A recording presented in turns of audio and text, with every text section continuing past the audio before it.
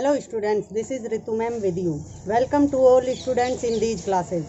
तो आज हम आपके लिए लेकर आए हैं WH वर्ड से शुरू होने वाले वॉइसेस कि किस प्रकार से WH वर्ड से शुरू होने वाले एक्टिव वॉइसेस को पैसिव वॉइसेस में चेंज किया जाता है। तो चलिए चलते हैं।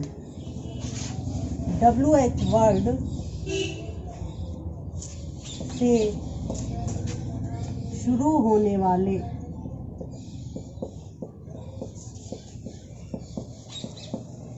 वॉइसेस, देखिए इसमें सबसे मेनली जो आता है WH वर्ड में वो आता है हु का एक्टिव वॉइस। जो हु है उसे किस प्रकार से चेंज किया जाता है पैसिव वॉइस में, ये ही ज़्यादातर आता है, लेकिन फिर भी हम आपको हु के साथ साथ भाई और बहन का भी जो एक्टिव वॉइस है उसका पैसिव वॉइस चेंज करना बताएंगे। तो सबसे पहले हम लेते हैं हु से शुरू होने वाले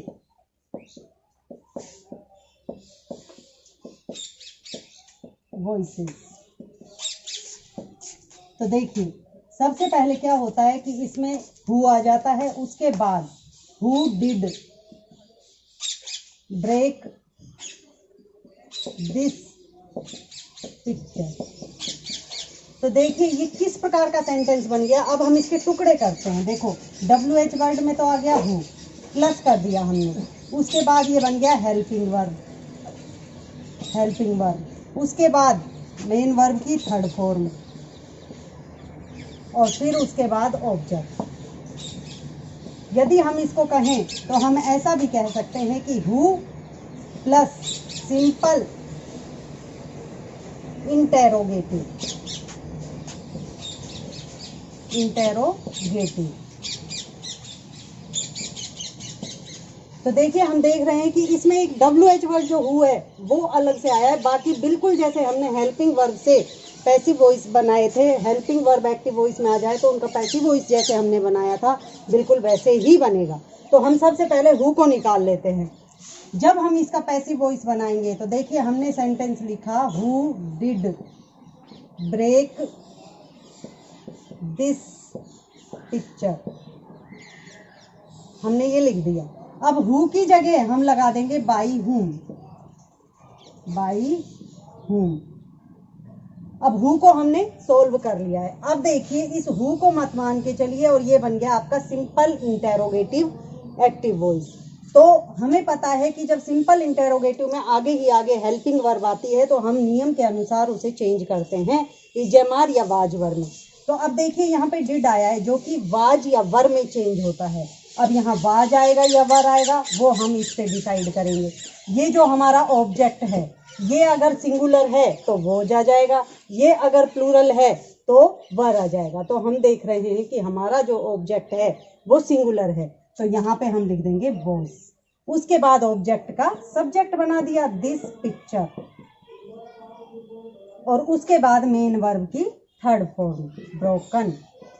अब हमारे पास क्वेश्चन मार्क बचा था वो हमने लगा दिया। हमने यहाँ पे बाई भी नहीं लगाया और बाई लगाकर कोई ऑब्जेक्टिव रूप भी नहीं लिखा। क्यों?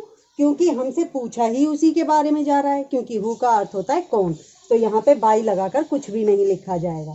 तो ये तो हो गया हु का। अब मान लो हमने वैन का बनाना है। वैन डिड या do they write a letter. हमने सेंटेंस लिखा when do they write a letter, वे एक पत्र कब लिखते हैं। तो हमने ये जो WH वर्ड है इसको जो का त्यों उतार दिया। अब वही सिंपल इंटेरोगेटिव बन गया। ये डू डज इजएमआर में बदलता है। इजएमआर किसके हिसाब से आएगा? इसके हिसाब से। तो हमने यहाँ लिख दिया इज, क्योंकि ये है singular a letter. When is a letter, फिर मेन वर्ब की third form written by them. तो ये हमारा बन गया पैसिव वॉइस और ये बन गया व्हेन से शुरू होने वाला। अब हमारा एक सेंटेंस व्हाई से किस प्रकार से बनता है, व्हाई से शुरू होने वाला हम आपको लिखवाते हैं। जैसे हमने लिखवाया, जैसे हमने सेंटेंस लिया एक्टिव वॉइस का, why did they sing a song.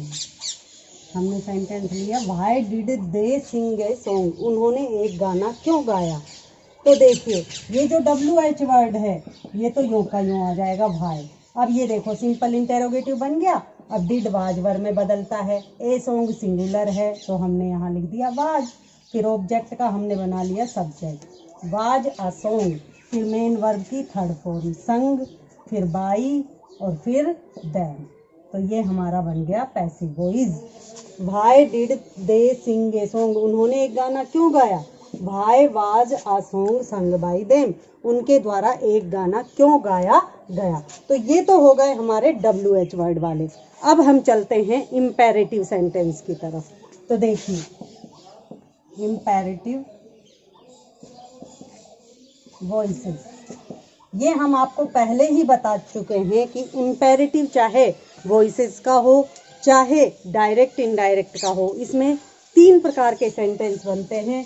सबसे पहले बनता है प्लीज या काइंडली से शुरू होने वाला। प्लीज या काइंडली से शुरू होने वाला।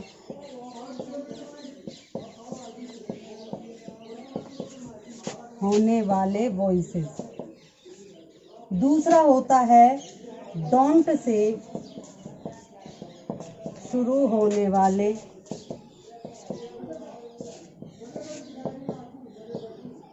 वॉइसेस। और तीसरे होते हैं फर्स्ट फॉर्म से शुरू होने वाले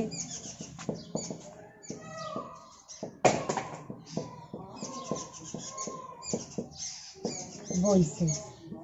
तो देखिए अब हम इनको एक एक को एनालिसिस करेंगे कि किस प्रकार से इन सेंटेंस को बनाया जाता है। तो सबसे पहले हमने लिया प्लीज या काइंडली से शुरू होने वाले।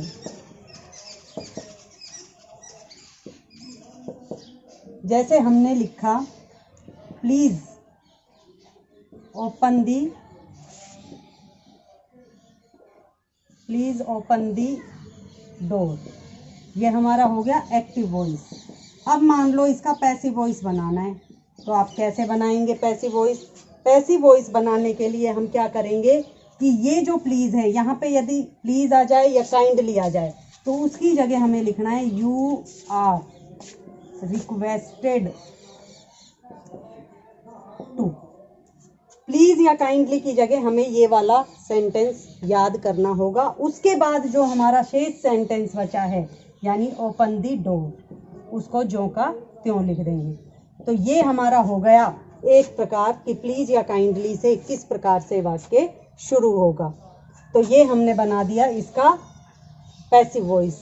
इसका मतलब था प्लीज ओपन द डोर, कृपया दरवाजा खोलो। और पैसिव वॉइस जो इसका बना, इसका मतलब हुआ you are requested to open the door, कि आपसे यह प्रार्थना की जा रही है कि दरवाजा खोल दीजिए। तो अब चलते हैं डोंट से शुरू होने वाले वॉइसेस की तरफ। अब देखिए डोंट से शुरू होने वाले हमने लिखा डोंट मेक अ नॉइज, ये हमारा हो गया एक्टिव वॉइस। अब हमें इसका बनाना है पैसिव वॉइस। तो वो किस प्रकार से बनाएंगे, देखिए चाहे वाक्य डोंट से शुरू हो और चाहे वाक्य फर्स्ट फॉर्म से शुरू हो, इन दोनों के ही लिए जब हम पैसिव वॉइस बनाते हैं तो उसमें हमें लेट का प्रयोग करना पड़ता है। तो यहाँ पे हम करेंगे लेट अ नॉइज नोट। देखिए तीसरे नंबर पे यहाँ पे भी नोट आ चुका है, लेट अ नॉइज और तीसरे नंबर पर नोट। और अब हमको पता है कि नोट के बाद हमें लेट के साथ क्या लगाना है, बी लगाना है, क्योंकि नोट के बाद डायरेक्ट कभी भी थर्ड फॉर्म नहीं आती है। तो हमने लिख दिया यहाँ पर made, let a noise not be made. ये हमारा बन गया पैसिव वॉइस जो कि डोंट से शुरू हुआ था, इसको भी हम लेट से ही बनाएंगे। अब बात आती है तीसरा प्रकार, फर्स्ट फॉर्म से शुरू होने वाले। तो उसके लिए देखिए, उसके लिए भी हमें एक एग्जाम्पल समझना होगा। जैसे हमने लिखा ड्रिंक द वाटर, पानी पी लो। तो अब इसका जब हम पैसिव वॉइस बनाएंगे इसमें भी हमें लेट का प्रयोग करना होगा। तो let the water B drunk.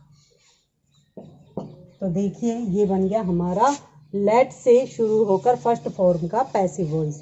तो इस प्रकार से हमारे जो ये इम्पेरेटिव सेंटेंस थे ये भी कंप्लीट हो चुके हैं। अब इसमें बच रहे हैं दो प्रकार के सेंटेंस और। एक तो है लेट से शुरू होने वाले जो एक्टिव वॉइसेस होते हैं उनका पैसिव वॉइस कैसे बनाया जाए, और एक हमारे बच रहे हैं गोइंग टू वाले पैसिव वॉइस की उनका पैसिव वॉइस कैसे बनाया जाए। अभी डबल ऑब्जेक्ट वाले पैसिव वॉइस भी मैं आपको बनाना बताऊंगी। तो देखिए अब हम शुरू करते हैं लेट से शुरू होने वाले एक्टिव वॉइस को पैसिव वॉइस में बदलना। हमने लिखा लेट हिम ओपन दी डोर।